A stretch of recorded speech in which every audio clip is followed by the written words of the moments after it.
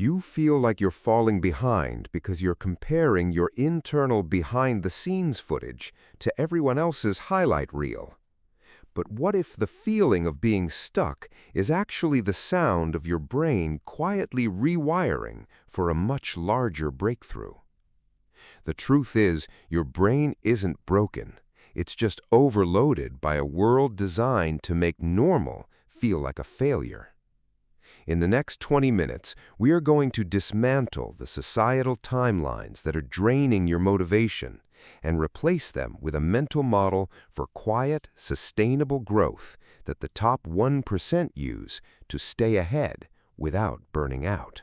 Most of us are living in a state of attention fragmentation. You half work, half scroll, and half live, which creates a shallow level of satisfaction that leaves you feeling empty by 9 p.m. We've been conditioned to expect high-intensity rewards with zero effort, a slot machine in our pocket that has effectively destroyed our psychological contrast. Think about it. If you drink soda every day, a strawberry tastes bland. Similarly, if your brain is flooded with constant digital stimulation, the quiet growth of building a career, learning a skill, or deepening a relationship feels painfully slow and boring. You aren't behind in life. Your reward threshold has simply shifted so high that you can no longer feel the pulse of your own progress. The real goal of quiet growth is to restore your sensitivity. It's about making the ordinary feel rewarding again, so that you can actually endure the boring work required for greatness. The first mental model you need to understand is neuro-adaptation. Your brain is a masterpiece of efficiency, not a broken machine.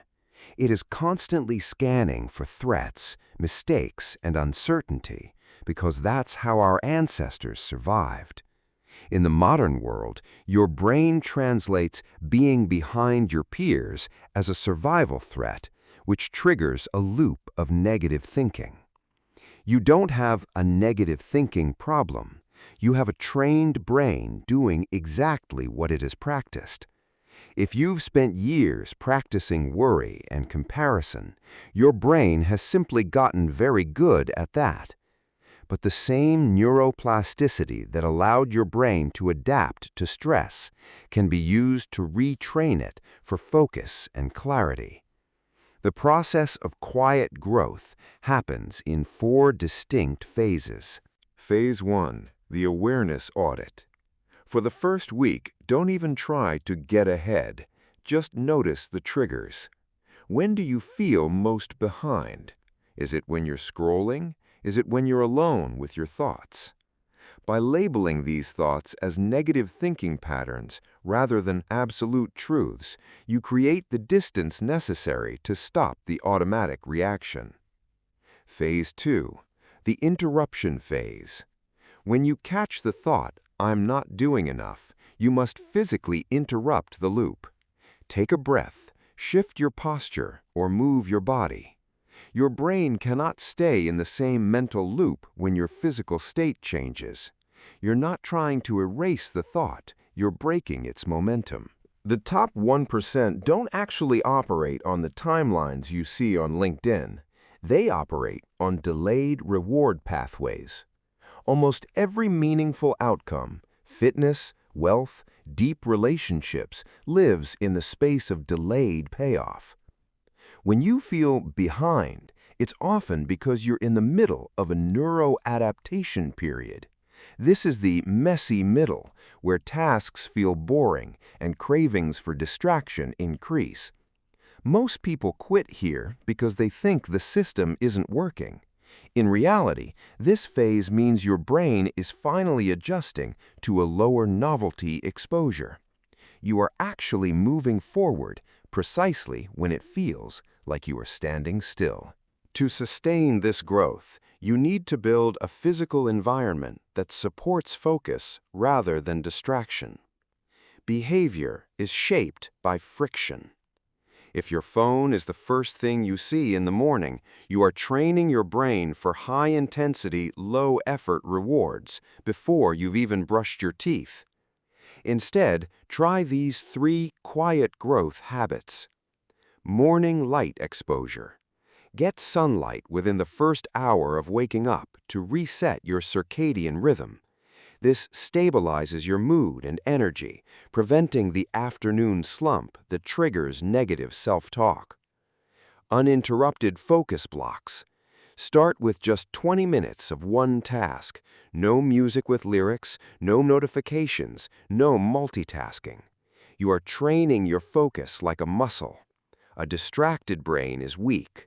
A focused brain is a powerhouse. The small wins log. Your brain has a natural negativity bias. At the end of every day, acknowledge one thing you did right. This releases dopamine in a healthy, sustainable way and builds behavioral confidence, the belief that you can actually trust yourself to follow through.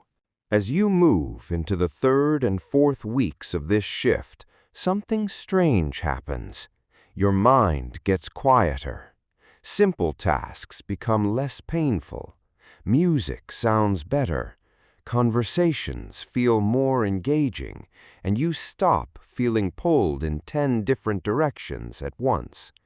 This is the silent rewire. You aren't doing more in the traditional sense, but your attention sensitivity is returning. You are no longer losing cognitive residue to micro-distractions, which means your brain is finally encoding experiences deeply again. This is where your advantage lies. In a world of fragmented attention, the ability to sustain focus is becoming the rarest and most valuable skill on the planet. While everyone else is chasing the next dopamine spike, you are building the capacity for deep work and deep satisfaction. You will have bad days. You will scroll for 2 hours. You will feel like a failure. But the difference between those who succeed and those who stay behind is how they handle the relapse. Don't use shame, use curiosity. Ask, what environment caused this? What emotion was I trying to avoid? Shame increases the urge to escape into more distraction. Curiosity allows you to adjust the system. Remember, you aren't your thoughts, you are the observer of your thoughts. Every time you resist a compulsive urge, you are collecting evidence that you are in control. That evidence eventually shifts your identity from someone who is behind to someone who is disciplined. The ultimate insight is this: your brain is always adapting. The question is, what are you teaching it? Are you teaching it to crave distraction, or are you teaching it to value depth? True growth is quiet. It doesn't look like a viral post or a sudden windfall. It looks like sitting in silence for 10 minutes without reaching for your phone. It looks like choosing a book over a reel. It looks like finishing a task even when you don't feel motivated. You are not behind. You are in training. And 30 days from now, your brain can feel completely different if you start changing what you repeatedly feed it today. If you feel like your attention has been hijacked, don't just watch another video. Pick one habit, just one, and commit to it for the next 24 hours. Whether it's leaving your phone out of the bedroom or doing 20 minutes of focused work, start rebuilding that self-trust. Protect your attention. It is the most valuable thing you own. Subscribe to Primal Echo for more practical strategies on rewiring your brain, and leave a comment below with the one habit you're starting today. Your future self is waiting for you to stop comparing and start growing.